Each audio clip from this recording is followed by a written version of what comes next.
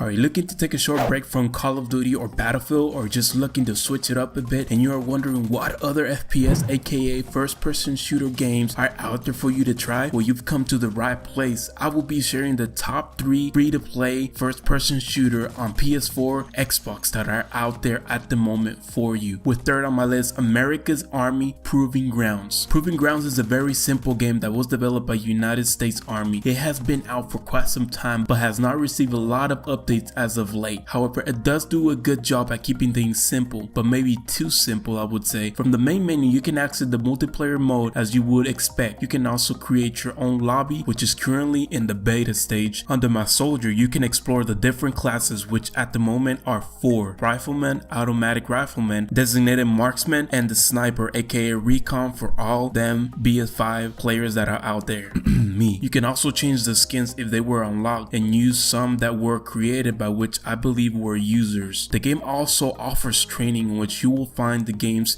tutorials along with the option to explore all the maps. This is also a way to get familiar with the controls and different mechanics of the Proving Grounds. Max rank in the game is 40, which is an E9 Sergeant Major of the Army. Now when jumping into multiplayer, the game does not allow you to choose what mode you want to play. It just throws you into a random lobby/mode. The game does have a variety of game modes like extraction, defend the objectives, team deathmatch at some point, and more. You just don't have the option to choose it yourself. The way the game plays out is very fun. The hardcore aspect of it makes the game very tactical. It reminds me of the Counter-Strike gameplay, but very less polished. The shooting feels a bit off. When you land shots on the enemy, you don't know if you're landing them or not, or how a friend of mine says, you do not know if the bullets are actually registering until they actually die. It does have a down system like in Battlefield 5 that allows you to revive or heal your team if they are down. You can also tie your opponents down if you gun them down to prevent their teammates from reviving them. The game does have a decent climb, drop, and prone animation, which makes it a bit immersive. However, sometimes it feels like it's running at 30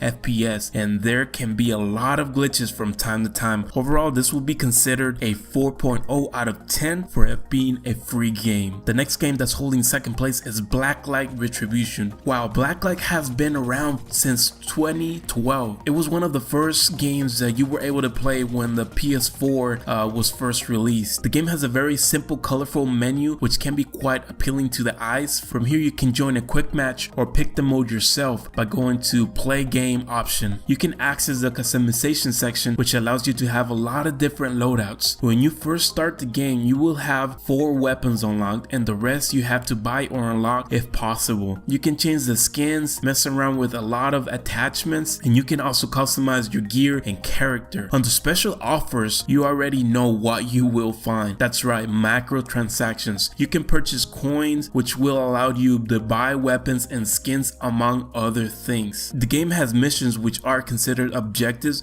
that grant you rewards once you have completed them. Just like in Proving Grounds, the game has the option to practice and hone your skills on your own pace, and it also has a tutorial that will allow you to learn how the game plays. When joining a multiplayer match, you have a variety of game modes you can choose from. There is a team deathmatch aka free for all, capture the flag, kill confirm, king of the hills, domination, last team standing, and many other, which makes this game really fun to play. The game has faster pace than Proving Grounds. This is actually a run and gun at its best. Players might run into lag issues, but the graphics look very good for it being free. When it comes to the animations, you can only crouch, so you cannot prawn at all. You won't also get any climbing animation, and I believe I've never had the option to climb over an object in the game, so that is not an option. When shooting the weapon, there are red hit marks which helps determine if you are hitting your shots or not, unlike Proving Grounds that you have to guess and hope, or in other words,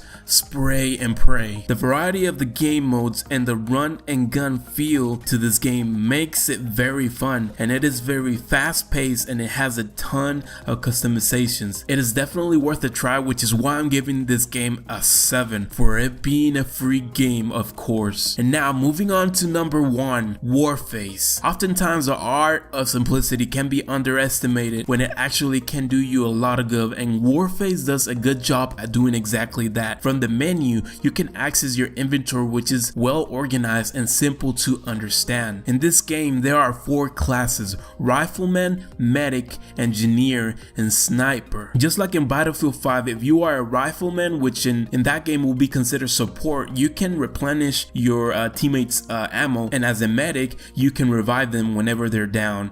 You start off with very few weapons, but you can unlock more as progress is made in the game. In the shop section of the game, just like in Blacklight, you'll be able to unlock, purchase weapons, skins, among other things with your Warface dollars, which are earned in matches, and credits which can be purchased. The profile section of the game, as you may guess, will have your stats and such. Ignore mine, they suck, but that's because I've played very few matches and I was just still getting used to the game. Under progress, you will be able to keep track of the challenges and unlocks in which you are currently working on, which can be very helpful. Moving on to the game modes, boy oh boy, they are crispy. Not only does this game have multiplayer, aka PvP, it also has special operations and co-op modes. Within the versus modes, you get a brand new battle royale that everyone loves and hates at the same time.